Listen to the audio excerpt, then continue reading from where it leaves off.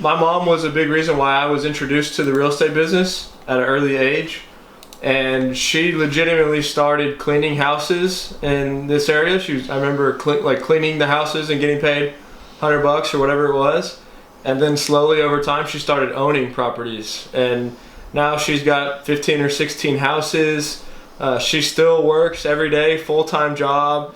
And the point of that is, yes, she's done a great job. Yes, it's awesome to own real estate, but she's still putting in the work every single day.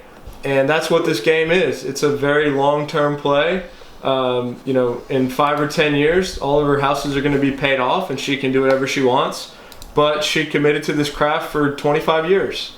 And so, I'm super passionate in sharing this kind of information, this knowledge, because I've seen how it works. I've seen a single mom that's 5-10 years away from totally retiring, and she raised 2 boys, and real estate was a side gig for her. It just was going up in value as she was going to her job.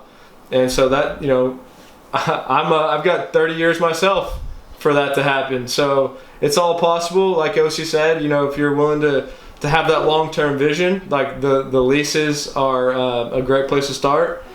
And just wanted to throw that out there.